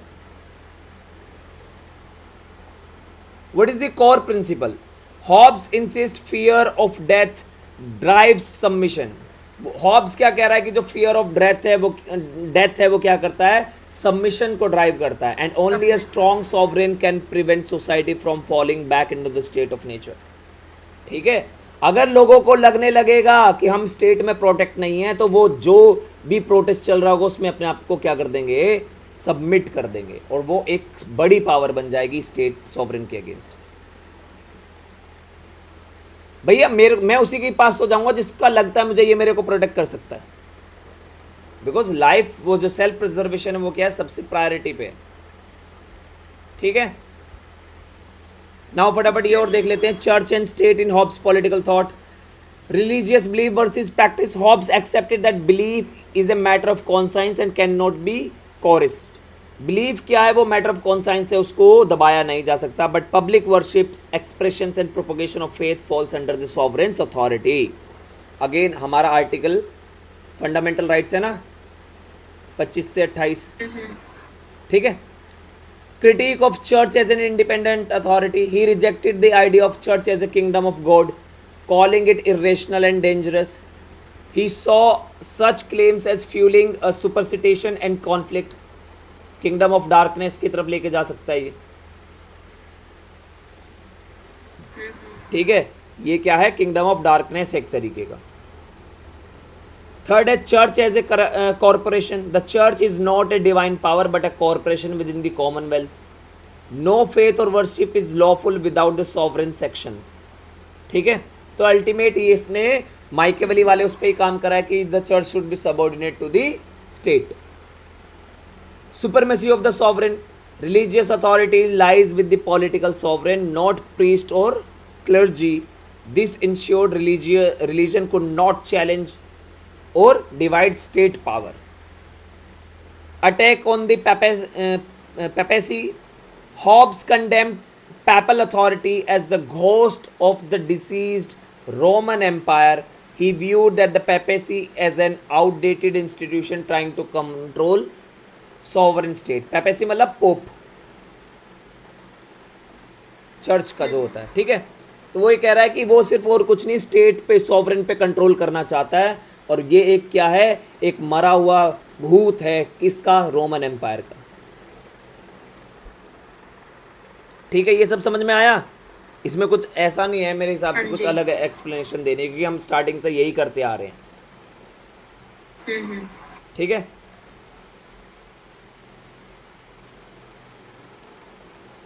नाउ नेक्स्ट है पॉलिटिकल ऑब्लिगेशन इन हॉब्स. पहला है सैंक्शंस एंड पनिशमेंट. आपको क्या करना पड़ेगा, compliance with the sovereign is secured through fear punishment. Then respect for contract. Individual must honour the contract as its forms the basis of civil society. जैसे हम constitution की respect करते हैं. Sovereign as representatives. People authorize the sovereign power making obedience to duty. और ये क्या एक तरीके का, सॉवरेन एक तरीके का रिप्रेजेंटेटिव है किसका, लोगों का. और हमने इसको ऑथराइज किया है. कैसे ऑथराइज किया है, बाय ऑबिडेंसिंग अ ड्यूटी. और जिस दिन हम ऑबिडेंस ना करें, हम कब नहीं करेंगे, जब हमें लगेगा sovereign is failing to protect us. जैसे again take the example of Nepal और ये सब ना, Bangladesh. Civil law and natural law both derive from divine command linking law with morality. Civil law और नेचुरल लॉ क्या है, एक तरीके से ये दोनों डिवाइन कमांड की तरफ से आ रहे हैं, जो linking, they are linking law with morality. ठीक है, जैसे सिविल लॉ में मॉरलिटी होगी बट नेचुरल लॉ में नहीं होगी, है ना. Natural law talks about the individual और civil law talks about the community और द सोसाइटी. और मैंने बताया कि इंडिविजुअल से बहुत सारे इंडिविजुअल जब एक जैसा सोचने लगे तो वो सिविल लॉ की तरफ चले जाते, है ना. तो वुमेन जेंडर की बात करते हैं हॉब्स की फिलॉसफी पे. State of nature.